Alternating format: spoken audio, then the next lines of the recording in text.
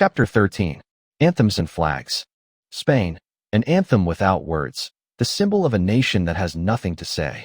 The Spanish national anthem, the Marcha Real, the Royal March, is one of the oldest in the world. Its first mention dates from 1761, and in 1770, King Charles III confirmed it as the official March of Honor. Here, one would think, is an emblem of antiquity and of continuity. Yet there is one annihilating particular. The Spanish anthem has no words. None whatever. It is a bare melody, to whose strains the Spaniards are compelled to hum, or to chant la la la, at international fixtures, while the other nations sing of their glory and their liberty. Why has this come to pass? Because Spain is a country torn to shreds. Whatever words any man attempted to set to this anthem instantly provoked the revulsion of one half of the populace. The Catalans did not wish to sing of Spanish glory. The Castilians, of the unity of the peoples. The left, of the king. The right, of a republic. In the end, after the fall of the Franco regime, a Solomonic decision was reached: write no words at all. An anthem without a text is the perfect metaphor for the Spanish monarchy, an empty, vacant shell, incapable of uniting anyone. A nation whose voice has been stolen from it. The Netherlands, of German blood, the shameful truth they long to erase. The anthem of the Netherlands, the Wilhelmus, the Song of William, is one of the oldest in the world. Its text reaches back to the 16th century, to the epoch of the struggle against the Spanish dominion. In the very first line, it is sung, Wilhelmus van Nassau ben ik, van Duitsen bloed. I, William of Nassau, am of German blood. This line is the purest truth. The founder of the dynasty, William of Orange, was a German prince of Nassau. His descendants, the present House of Orange-Nassau, have married German princesses for centuries. In their veins runs German blood. And the national anthem, which the Dutch sing at official ceremonies and upon the football terraces, reminds them, with every verse, that they are governed by Germans. And the most ludicrous, no, the most pitiable, element in this whole history is that the Dutch themselves, generation after generation, obediently repeat this mantra. At royal weddings, at state ceremonies, upon the football pitches, wherever the national anthem is called for, they rise, place their hands upon their hearts, and, with an expression of the deepest patriotism, pronounce, I am a German. In my veins runs German blood. Ponder this ritual. A people whose country was for centuries employed as small change by the great powers, whose throne was handed to German counts at the Congress of Vienna, whose royal dynasty still bears a German surname. This people, at every formal occasion, gathers together and in chorus persuades itself that it is German. This is no anthem. This is a session of collective psychological auto-training. A mantra, repeated in the hope that, one day, it may become the truth. I am a German. In my veins runs German blood. I am a German. In my veins runs German blood. Repeat this often enough, and perhaps you yourself will come to believe it. Perhaps you will forget that your forebears were Dutch merchants, fishermen, peasants, anything at all, save Germans. Perhaps you will be reconciled to the fact that strangers hold dominion over you. This is no patriotism. This is the Stockholm Syndrome, elevated into a state ritual. And so long as the Wilhelmus resounds over the canals of Amsterdam, it serves, not as a symbol of liberty, but as an audio recording of a mass derangement. A nation that has been persuaded for so many generations that it is someone else's property, that it itself, without any compulsion, sings, with pride and in chorus, of its own illegitimacy. It is precisely this that provokes the fury of the modern Dutch. As the German newspaper Die Welt observes, many Dutchmen today would prefer to be anything at all, even the 51st State of the Union, only who would take them into the Union, rather than von Deutschem blood, of German blood. Bert Hoffmann has proposed rewriting the anthem, substituting of noble blood, Edel's blood, for of German blood. He has likewise proposed striking out the line upon fealty to the Spanish king, Den Koning van Hispansch heb ik altijd geëerd, because no one can identify himself with that today. Yet here is the hitch: the anthem is not altered. For to alter it would be to acknowledge publicly the very thing we have been proving throughout this book, that the House of Orange are Germans, aliens upon the Dutch throne. And so long as this line resounds in the stadia and at the official ceremonies, it serves as an everlasting memorial of the illegitimacy of the Dutch monarchy. Liechtenstein, the flag that was mistaken for the flag of Haiti. The flag of Liechtenstein consists of two horizontal bands, blue and red, with a golden princely crown in the upper hoist. What, one might ask, is so remarkable about this? Why, until 1936, the flag of Liechtenstein had no crown upon it. It was simply a blue and red bicolor. And all was well, until the year 1936, when the Liechtenstein delegation arrived for the Olympic Games in Berlin.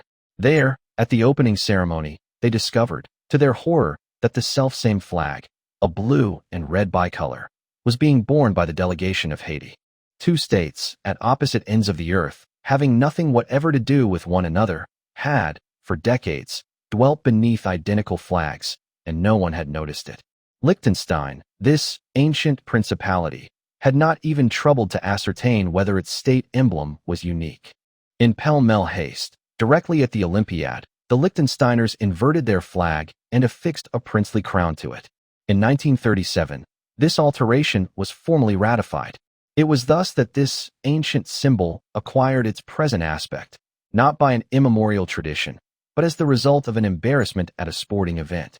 A perfect metaphor for Liechtenstein itself, a state that could not even devise an original flag for itself, and whose ancient symbol was hastily redrawn after it had been confused with the flag of a Caribbean island. Monaco, the flag that is the twin of the flag of Indonesia. The flag of Monaco consists of two horizontal bands, red and white. The selfsame flag, differing only in its proportions, 4:5 for Monaco, 2:3 for Indonesia, is that of the Republic of Indonesia, a former Dutch colony that fought for centuries to win its independence from European dominion. The red and white colors were employed by the House of Grimaldi from at least 1339. The present design was formally adopted on the 4th of April, 1881. Indonesia adopted its flag on the 17th of August, 1945, upon proclaiming its independence. And when the Indonesians raised their red and white flag, they did not know, or it was a matter of indifference to them, that precisely the same flag had been fluttering over the Rock of Monaco for centuries already. Today, Monaco and Indonesia are two states with identical flags. Monaco has on several occasions endeavored to compel Indonesia to alter its flag. Indonesia has refused, and thus the Principality of the Grimaldi, which lays claim to antiquity and sovereignty, is compelled to share its state symbol with a former colony, peopled by Muslims who cast off the European yoke. The perfect symbol of what Monaco truly is, a corsair principality, whose flag is indistinguishable from the flag of a country that the Europeans plundered and humiliated for centuries. Norway, an anthem ratified only in 2019. The Norwegian national anthem, Ja, Six Elsker det landet, yes, we love this land, was composed by Bjørnstjerne Bjørnson between 1859 and 1868. The music was written by his cousin, Rikard Nordrak. The anthem swiftly became popular and was employed de facto as the national one at all official occasions. Yet here is the hitch. Formally, it was not the state anthem until the 11th of December, 2019. For 160 years, Norway had been living with an anthem that possessed no official standing whatever. The Storting had simply never got round to adopting the corresponding statute. And only in 2019, when someone at last remarked upon this juridical oddity, did Parliament hastily hold a vote and ratify the anthem retroactively. They had sung it for 160 years, and then suddenly pulled themselves up short. Ah, yes, we really ought to get the paperwork in order. A perfect metaphor for the Norwegian monarchy. Everything rests upon happenstance, upon tradition, that's just the way it's always been.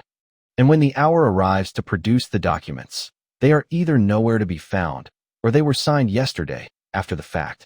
Great Britain, an anthem that is not official. The British anthem, God Save the King, is one of the most instantly recognizable in the world. It is sung at coronations, at sporting fixtures, at state ceremonies. It is a symbol of the British Empire, a melody that dozens of countries have employed for their own anthems, the Russian Empire and the German Empire among them. Yet there is one small particular of which the British monarchists prefer not to speak. God Save the King has never been formally ratified as the state anthem. Not by a royal proclamation, not by an act of parliament, by no instrument whatever. Formally, it is nothing more than a patriotic air, which is performed, by custom, at public engagements. Ponder this. Britain has no official anthem. It has only a habit, a tradition, That is how it has always been done. And this tradition hangs suspended in mid-air, buttressed by no juridical document whatever. This is the perfect metaphor for the British monarchy. Everything rests upon inertia, upon habit, upon, we have always done it this way. And when one asks, where is the instrument? Where is the statute? Where is the right? The reply is a silence. For there are no instruments. There is only the spectacle. It is noteworthy that the French still dispute whether the British did not steal their melody. According to one hypothesis, God Save the King is an adaptation of the Air Grand Dieu, Sauve le Roi, composed by Jean-Baptiste Lully in 1686 for Louis XIV. Handel, it is said, made a visit to Versailles, copied down the notes and the words, and passed the thing off as his own.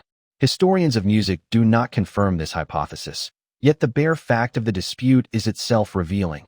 Even the anthem that is accounted essentially British was, perhaps, stolen from the French.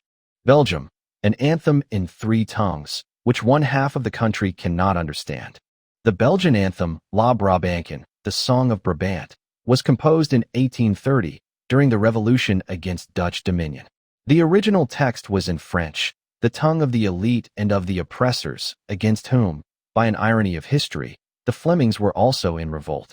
Today, the anthem exists in 3 official versions, the French, the Dutch, and the German.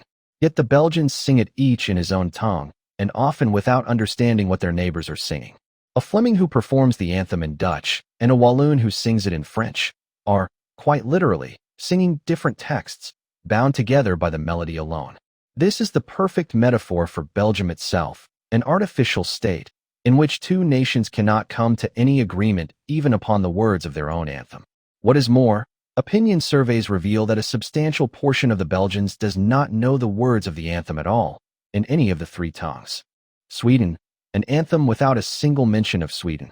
The Swedish national anthem, Du gamla, du fria, thou ancient, thou free, was composed in 1844 to a folk melody. In the original text, which comprises 4 stanzas, Sweden is not mentioned even once. At all, the word Sweden is absent. The anthem sings of the North, Norden, of the Scandinavian land, yet not of any concrete state. This is bound up with the pan-Scandinavian movement of the 19th century, which dreamt of the unification of all the Scandinavian peoples. That is to say, the national anthem of Sweden is, in essence, the anthem of a non-existent state, of a Scandinavian utopia that has never been translated into reality. A perfect metaphor for the Swedish monarchy. Even its anthem cannot make up its mind what country it is hymning, because the Bernadottes, those French usurpers, have never truly become Swedish. Denmark, 2 anthems, one for the people, one for the king. Denmark is the sole country in Europe, and one of but 2 in the world, together with New Zealand, that possesses 2 official state anthems. The first is Der Indite Land, There is a Lovely Land, which is performed at civil occasions and upon the sports grounds, and is regarded as the folk's anthem. The second is Kong Christian Stad ved Hogen Mast, King Christian stood by the lofty mast, which is the royal anthem, and is performed exclusively in the presence of the monarch, at military parades and upon the royal ceremonial occasions. This duality is no mere cultural curiosity. It is a symbolic sundering of the nation and the crown. The people have their own anthem, the king his own, and the 2 do not coincide. A perfect metaphor for the Danish monarchy. The Glucksbergs, those German counts set upon the throne by the great powers, have never become a part of the people. They require a separate anthem, separate ceremonies, a separate symbolic apparatus. For they are aliens. Luxembourg, an anthem with a rewritten text. The Luxembourg anthem, Ons Hemecht, our homeland, was composed in 1859 in the Letzeburgisch tongue, a dialect of German which, for a long period, was dismissed as a peasant patois.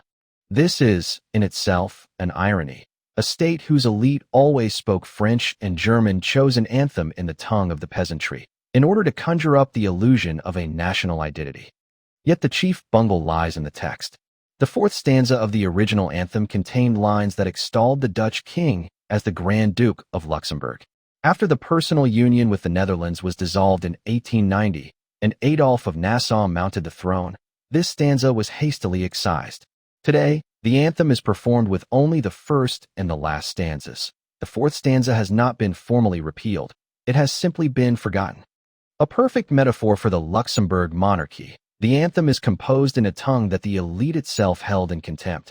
It lauds a foreign king from whom the country fled, and the inconvenient stanzas are not repealed. The regime merely affects that they are not there. Precisely as with the dynasty itself, illegitimate rulers, an inconvenient truth, silence pressed into service in place of a resolution.